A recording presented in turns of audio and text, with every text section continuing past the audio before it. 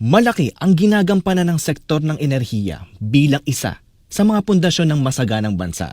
Kaya naman, prioridad ng pamahalan ang panatilihing maayos at tuloy-tuloy ang supply ng enerhiya para siguraduhing nabibigyan ng sapat, maaasahan at murang kuryente ang bawat mamamayan.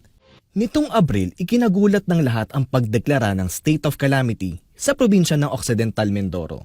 Ito'y sanhi ng higit 20 oras na brownout na naramdaman sa lalawigan sa loob ng 2 buwan. Ayon kay Governor Eduardo Gadiano, hindi na bago ang dekadang problema na ito sa probinsya. Pero ngayon lamang ito umabot sa ganitong sitwasyon. Ang pinagkukunan ng kuryente dito ay yung genset, generator set. Kasi kami ay hindi konektado sa national grid, yung Luzon grid na lahat ng island provinces gano'n naman umaasa sa generator. Kaya pagka puwapalpak na yung mga gensets, siyempre generator lang naman yan at saka makina na umaandar ng 24 hours sa loob ng 365 days, ay talagang magbabag down din. Ang kasalukuyang pangangailangan ng kuryente ng lalawigan ay nasa humigit kumulang 27 megawatts. Sa nangyaring krisis, nasa 7.5 megawatts lang ang nooy na ibibigay ng nag-iisang supplier ng kuryente sa probinsya, ang Occidental Mindoro Consolidated Power Corporation o OMCPC. Tatlo ang power plant na matatagpuan sa Occidental Mindoro. Ang una ay sa Sablayan na may 5 megawatts capacity.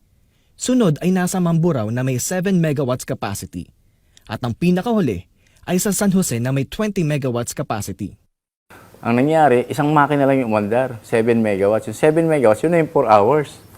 4 hours, ibig sabihin 20 hours ang brownout namin. Talagang apektado ang aming health sector, di ba? Ang aming education sector, mga kabataan, tapos itong ating mga negosyante, nagsasara, ganon. At saka pati yung ating mga agricultural sector, itong mga mangingisda natin. Ang malawakang brownout nagdulot ng perwisyo sa araw-araw na pamumuhay ng mga residente. Sinimula namin yung mga incident report, kaugnay po ng power crisis natin.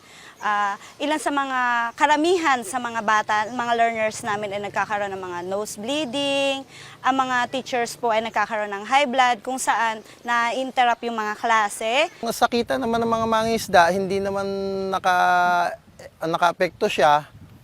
Kaso pagdating ng yung dapat yung mga pang-stock na nila, na mga pangulam, napipilitan silang lutuin na rin. Hindi na tumagal yung kanilang mga pang-stock kasi nga hindi na inaasahan yung kuryente kasi 4 na oras lamang minsan. Naman namin kailangang magsara ang ospital sapagkat ito yung inaasahan ng ating probinsya.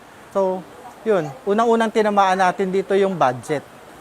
Dahil ang budget natin for fuel na buong taon, within 2 months, naubos kaagad natin yan. Under our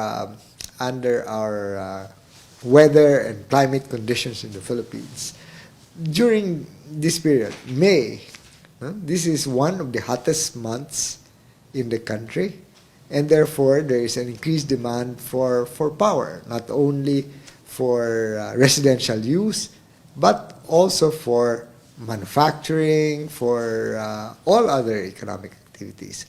So we must make sure that there is available power, whether it is in the form of electricity or other forms, to support economic development in the country. Well, in the case of Occidental Mindoro, of course, this was a problem, or this has been a problem already for decades. The President has made sure that we address this problem by asking the National Electrification Administration to make sure that the 2 electric cooperatives work hand in hand with their power suppliers in order to resolve the issues. There was a change of plan when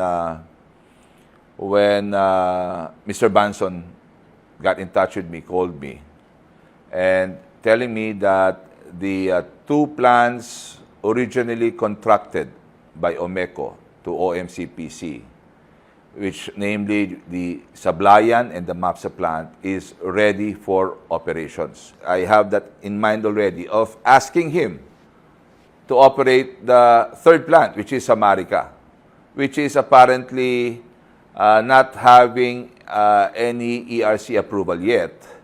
I have no legal cover to operate, so I cannot operate. But if I'm given the support of government and I run this plant, this will eliminate the problem overnight. Importante, mabigyan ng power ang probinsya, which alam naman natin is really our top priority.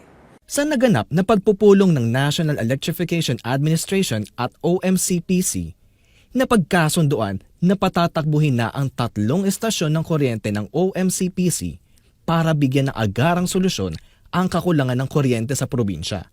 Ang mga estasyong ito na tumatakbo na sa buong kapasidad ay may kakayahan ng mag-supply ng 29 hanggang 30 megawatts ng kuryente sa buong Occidental Mindoro.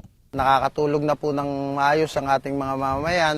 Bumabalik na rin po yung mga hanap buhay. Sa pangyayari po ng pagkakaroon ng power crisis, kami pong mga teachers ay talaga ay nananalangin na magtuloy-tuloy na ang pagkakaroon ng kuryente kasi para naman po yung mga objectives at competencies ng mga learners namin ay ma-meet naman nila ngayong school year 2022 to 2023. So for now, we have addressed that, but the long-term solutions are still are those that we still need to focus on. What are those? One is of course the introduction of indigenous or renewable energy so that it can actually bring down the rates that are being paid by the people in Mindoro. Nasa process tayo ngayon na merong existing tayo na tinatawag na Philippine Energy Plan kung saan nakalagay na doon na dapat by 2030, 35% na ang contribution ng ating renewable energy resources sa pagpuproduce ng kuryente. And by 2040, dapat 50% na. So, hindi lang yung mapapaganda natin yung kalikasan, kundi may iiwasan na natin na mag-rely tayo doon sa mga imported. The other, of course, is to improve also the distribution, the transmission system within the island of Mindoro.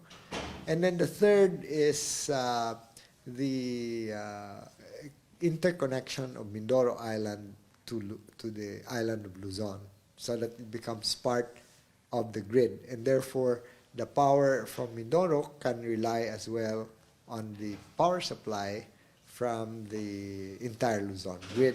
Ang National Grid Corporation of the Philippines o NGCP ay ang pribadong ahensyang nangunguna sa operasyon, pagpapanatili at pagpapaunlad ng state-owned power grid ng bansa. Isa itong interconnected system na naghahatid ng kuryente mula kung saan ito ginawa hanggang saan ito kailangan. Well, actually, no, we've always wanted to connect Mindoro through Batangas, and that has been part of our plans. We initially applied that with the Energy Regulatory Commission way back in 2011. Unfortunately, hindi siya na-approve, and because it's something that we really feel would help strengthen, not just help orient Mindoro Island, but will strengthen the transmission system as a whole. Ni-reapply namin yan noong 2021. We received the copy of the ERC approval only last February 2023.